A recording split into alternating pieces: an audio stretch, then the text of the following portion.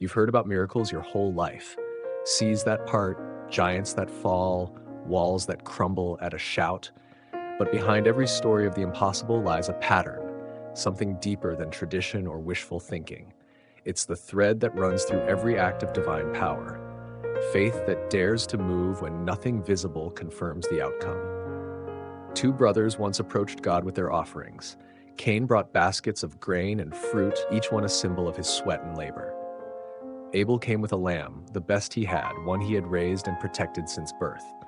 Both men worked hard, but their hearts spoke two different languages. Cain offered what was convenient. Abel offered what cost him something.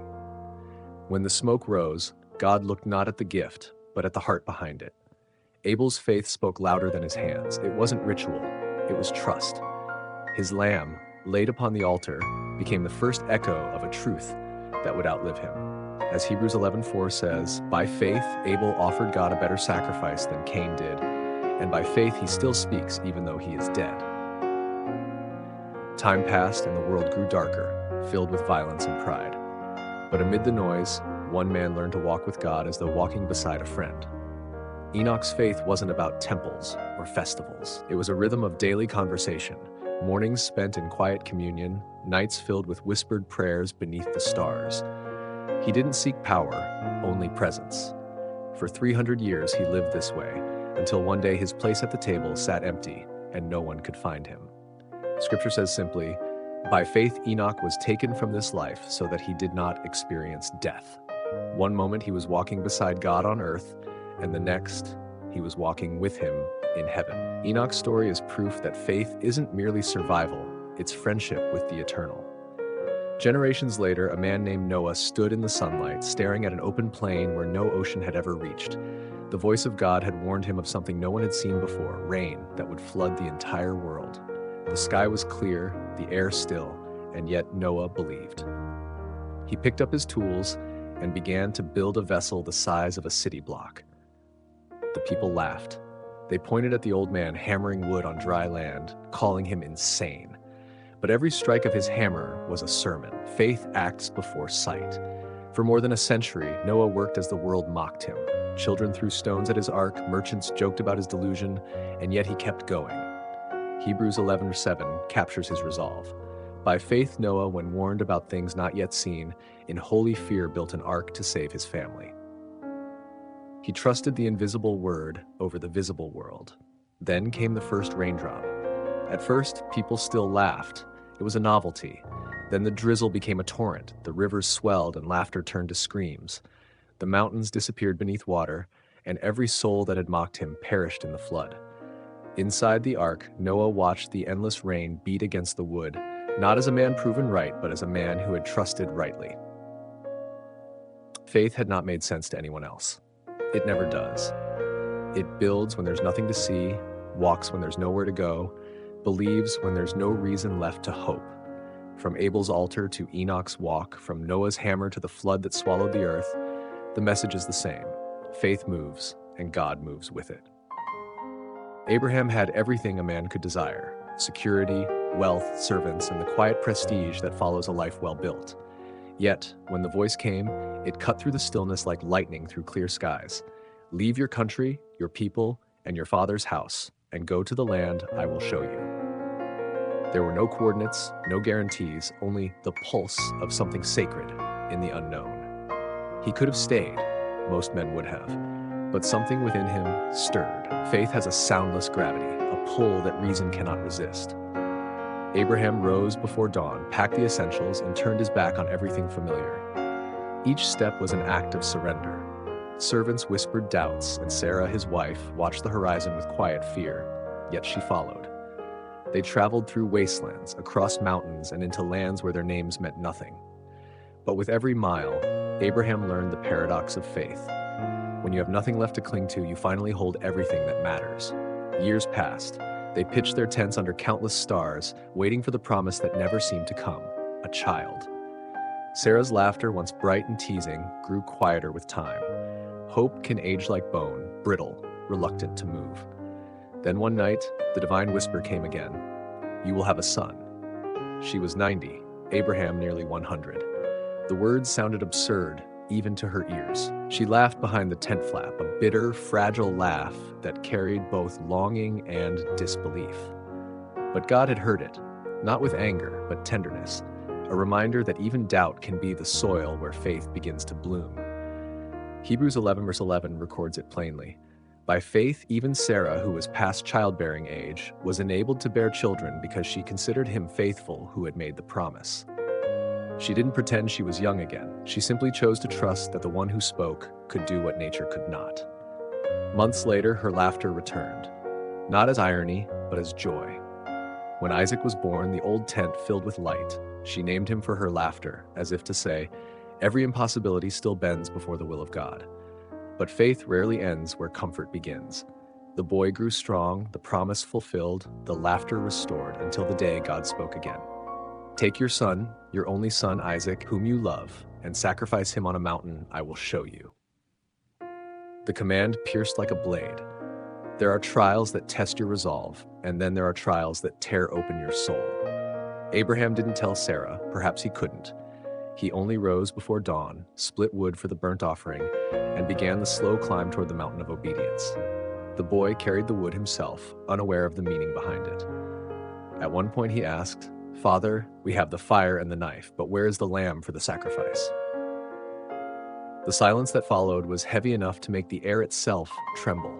Abraham's voice, when it came, was steady but distant.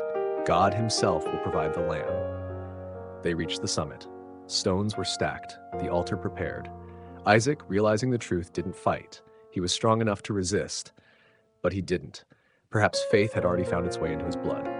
Abraham's hands trembled as he lifted the knife. Time slowed, every heartbeat an eternity. Then came the voice again, the same voice that had once called him out of comfort, now calling him back from despair. Do not lay a hand on the boy. A ram struggled in a nearby thicket, caught by its horns. Abraham dropped the blade, tears flooding his eyes. He untied Isaac, replaced him with the ram, and the altar that could have marked an ending became a monument to mercy. That day, Abraham learned the highest truth of faith. It is not about understanding nor about outcomes. It is about trust that holds, even when the heart breaks. The mountain that nearly took everything from him became a place of revelation. And the God who had once asked for a son now gave him a nation. Faith, Abraham discovered, was never about sacrifice alone. It was about surrender. To walk where reason ends. To believe where vision fails. To trust that even when the knife is raised, the hand that guides it is still love. Jacob's story began in shadows of deceit. For years he had lived by cunning, stealing his brother's birthright, deceiving his father, manipulating his uncle.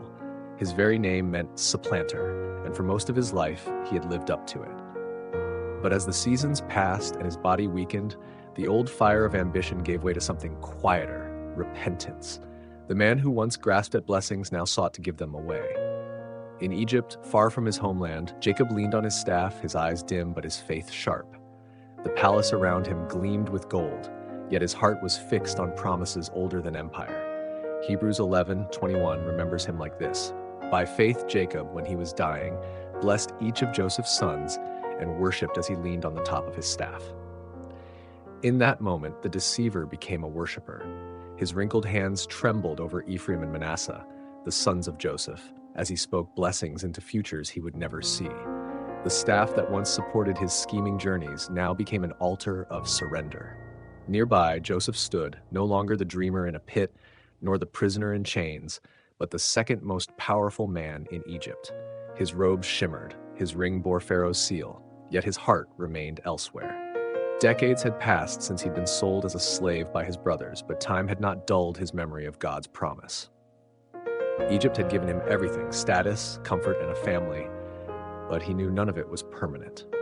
As he felt his life ebbing away, Joseph gathered his brothers and said words that startled even those who had grown old beside him. God will surely come to your aid, and then you must carry my bones up from this place. It wasn't nostalgia speaking, it was faith. Hebrews 11 verse 22 says, by faith Joseph, when his end was near, spoke about the exodus of the Israelites from Egypt and gave instructions concerning the burial of his bones. He looked beyond palaces and pyramids, beyond prosperity and power, and saw a land promised long before. Egypt to Joseph was never home, it was a waiting room. He knew that the same God who had guided Abraham through deserts, who had turned Jacob's deceit into blessing, would one day call their descendants out of bondage. That promise was written into his bones, and he would not rest until it was fulfilled. Even after his death, his faith continued to speak. 400 years later, when Moses led the Israelites out of slavery, they carried Joseph's bones with them, just as he had commanded. His faith stretched across centuries, proof that trust in God is stronger than time itself. The years darkened. A new Pharaoh arose who did not remember Joseph, and Egypt's warmth turned to chains. The Hebrews were enslaved, their cries rising into the night. Amidst the terror of Pharaoh's decree that every newborn Hebrew boy must die, two parents chose defiance. Amram and Jochebed looked at their infant son and saw something extraordinary, something divine. The soldiers' footsteps echoed through the alleys. Mothers wept behind locked doors, but these two believed God's plan outweighed Pharaoh's power. For 3 months they hid the baby, muffling his cries while fear clawed at their hearts. Every knock on the door could have been death, yet their courage held, built on faith stronger than fear. Hebrews 11 verse 23 records their choice. By faith, Moses' parents hid him for 3 months after he was born, because they saw he was no ordinary child, and they were not afraid of the king's edict. When hiding him became impossible, they wove a basket of reeds, sealed it with pitch, and placed their child among the reeds of the Nile. The river that had swallowed countless infants now became a vessel of salvation. The current carried the baby toward Pharaoh's own palace, where the daughter of the very man who decreed his death would raise him as her own.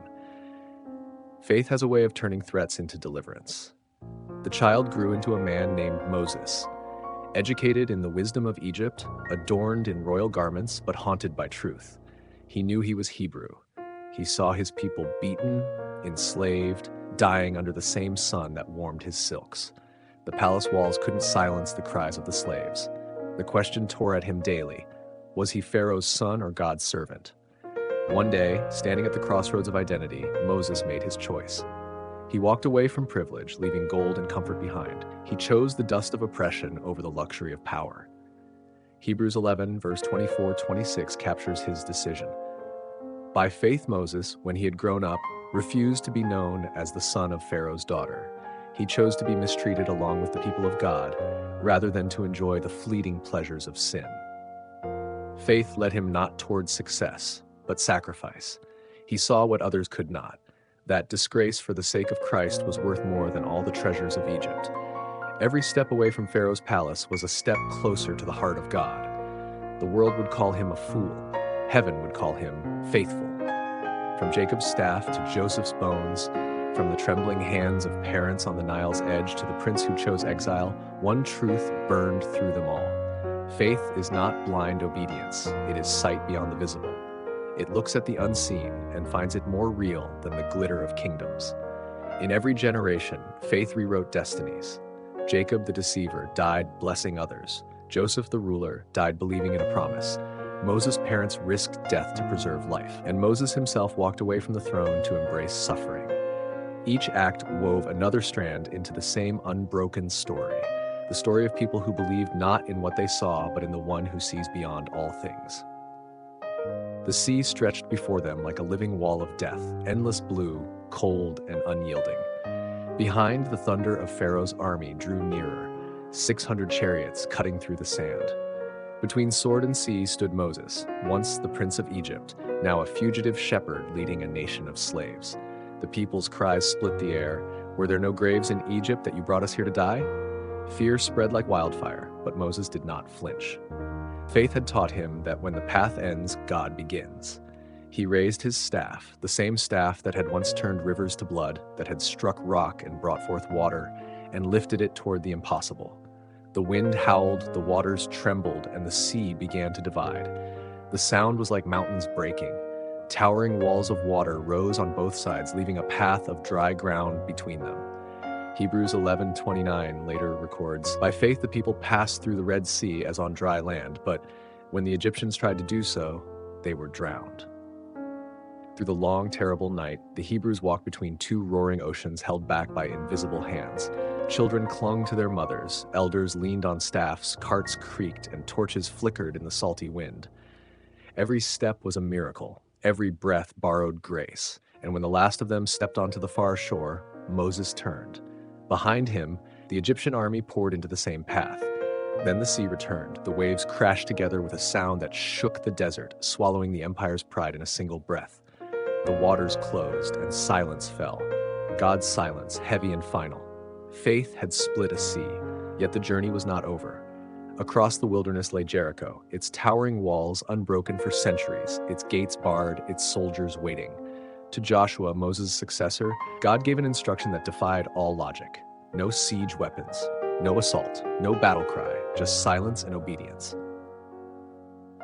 For 6 days, the Israelites were to march around the city once each day, priests carrying trumpets and the Ark of the Covenant at the center. On the 7th day, they would march 7 times, blow the trumpets, and shout. Imagine the scene, dust rising beneath the feet of thousands, the sun beating down, the enemy soldiers watching from the ramparts, confused and amused. Each circuit seemed pointless, each lap around the walls another invitation for mockery. But faith doesn't calculate probability, it obeys. For 6 days they marched in silence, their only music the low hum of the wind and the faint notes of the priest's horns.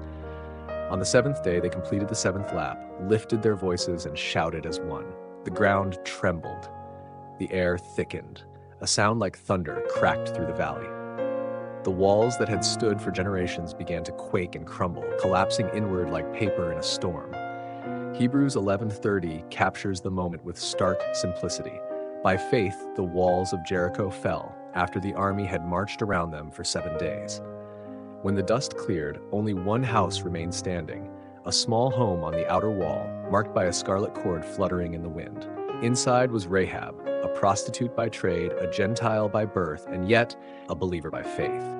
When 2 Hebrew spies had entered Jericho days before, she had hidden them from the king's soldiers, sending the pursuers down a false path. Her courage came not from strategy but conviction. She told the spies, "I know that the Lord your God is God in heaven above and on the earth below." For that faith, she and her family were spared. The walls collapsed around her, but her home stood untouched. Hebrews 11 verse 31 says, "By faith the prostitute Rahab, because she welcomed the spies, was not killed with those who were disobedient." In her simple act of sheltering strangers, she crossed an invisible line, from condemnation to redemption. Her scarlet cord became more than a sign of safety. It was a symbol of grace that reaches across nations, sins, and boundaries. From the parted sea to the fallen walls, faith proved itself again. Not as superstition, but as the quiet certainty that what God says he will do, even when the method makes no sense. Moses' courage, Joshua's obedience, Rahab's trust, each formed another link in the same unbroken chain of belief. The chronicles of faith did not end there. Gideon would face an army countless as locusts with only 300 men and weapons as ridiculous as clay jars and torches. Barak would stand trembling before chariots of iron and still march forward because a prophetess believed beside him. Samson, blinded and broken, would push against the pillars of his enemy's temple and find strength in his final breath. Jephthah, scarred by rejection, would lead a nation that once despised him. And David, the shepherd boy with the sling, would become a king after God's own heart. Each of them flawed, each of them human. Yet each of them carried the same impossible certainty that faith doesn't depend on worthiness, but willingness. The Red Sea, Jericho, Rahab's scarlet cord, all told one story. Faith is not a moment, it's a thread running through generations, weaving victories out of obedience and grace out of ruin. Where reason falters, faith builds. Where walls stand, faith shouts. Where death reigns, faith waits, and God moves. They came from every corner of history, judges, kings, prophets, and wanderers. Men and women who turned weakness into strength and into testimony. Their names, written in Hebrews 11:32, sound like a roll call of courage. Gideon, Barak, Samson, Jephthah, David, Samuel, and the prophets, who through faith conquered kingdoms, administered justice, and gained what was promised. Gideon had once been a fearful farmer, hiding from the Midianite raiders who ravaged his land each harvest. When God called him to lead an army, he protested, "My clan is the weakest in Manasseh, and I am the least in my family." Yet faith doesn't wait for confidence, it creates it. With 32,000 soldiers, Gideon felt unqualified, but God called the number too high. 22,000 men, trembling with fear, were dismissed. 10,000 remained. Still too many. At the river, the final test came. Those who knelt to drink were sent home. Those who cupped water in their hands were chosen. 300 men remained. No swords, no shields, just torches, jars, and trumpets. In the dead of night, Gideon's 300 surrounded the enemy camp. At his signal, they broke the jars, raised the torches, and shouted, "For the Lord and for Gideon." Panic erupted. The Midianite army, confused and terrified, turned their weapons on one another. The battle was won without a sword being drawn. Faith, once again, had made the impossible inevitable. Barak's faith looked different. He was hesitant, aware of his limitations. But when Deborah, the prophetess and judge of Israel, spoke the word of the Lord, he listened. She told him to lead 10,000 men against Sisera, the general with 900 iron chariots, machines of death. Barak replied, "If you go with me, I will go, but if you do not go with me, I will not go." To some, it sounded like cowardice. To God, it was humility. Together they led the army into battle. Then the heavens opened. Rain poured down, turning the battlefield into a swamp. Sisera's chariots sank into the mud, their strength undone by the very earth they sought to dominate. Victory came, not through might, but through timing, the divine precision of faith. Samson's story was written in strength and undone by weakness. He squandered his calling on vengeance and pleasure until Delilah's betrayal stripped him of sight, freedom, and power. In the darkness of his prison cell, grinding grain like an ox, he found something he had lost long before: repentance. As his hair grew, so did his faith. During the festival of Dagon, the Philistines gathered to mock him. Led by a servant, he placed his hands on the pillars that held the temple's weight. His final prayer was not for glory, but for redemption. "Sovereign Lord, remember me. Please, God, strengthen me just once more." He pushed with all his might, and the temple collapsed. In death, Samson accomplished more than in all his life. Jephthah's tale was soaked in sorrow. Born to a prostitute, cast out by his brothers, he lived as an outlaw. Yet when Israel was on the brink of annihilation, the same elders who had rejected him came begging for help. He could have turned away, but he didn't. Faith compelled him to fight for a people who had once despised him. Before battle, he made a vow, tragically unwise, that if God granted victory, he would offer as a sacrifice whatever came first from his house to greet him. God delivered him triumph. But when Jephthah returned home, his only daughter ran out to meet him, dancing with joy.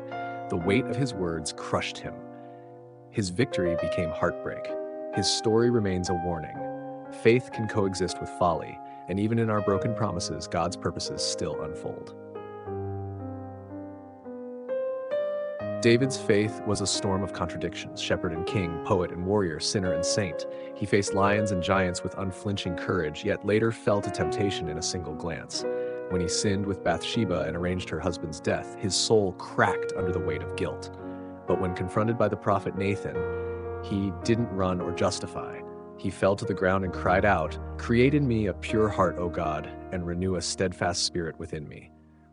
His tears became worship, his failure a doorway to grace. That was why God called him a man after my own heart. Not because he was flawless, but because he always came back. Then came Samuel, the boy who heard God's whisper in the night. "Speak, Lord, for your servant is listening," he had said, and that single sentence defined his life. He spoke truth to kings, comforted the broken, and delivered messages no one wanted to hear. He lived and died faithful. And the prophets after him, men like Elijah, Isaiah, and Jeremiah, stood in fire, famine, and persecution, refusing to bow. Some were sawn in two, some stoned, others driven into caves and deserts. Their lives were torn apart, yet heaven's verdict over them was clear: the world was not worthy of them.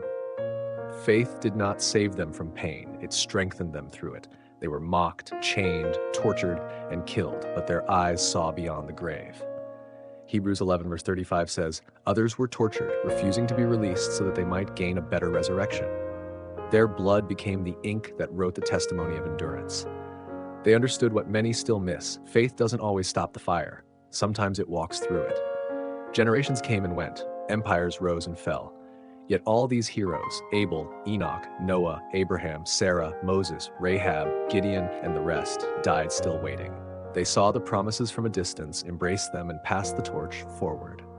Hebrews 11 verse 39 to 40 closes their story.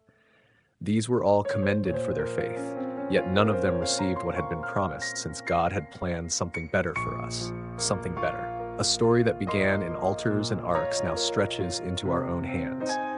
The race is still being run, the witness is still watching. Hebrews 12:1 whispers through the ages. Therefore, since we are surrounded by such a great cloud of witnesses, let us throw off everything that hinders and run with perseverance the race marked out for us. The torches of faith still burn, passed from trembling hands to ours. Their stories are not finished. They continue each time someone dares to believe against reason, to walk when sight fails, to trust when nothing makes sense. For faith, always and forever, remains the bridge between what is seen and what is promised, between the dust beneath our feet and the glory waiting beyond.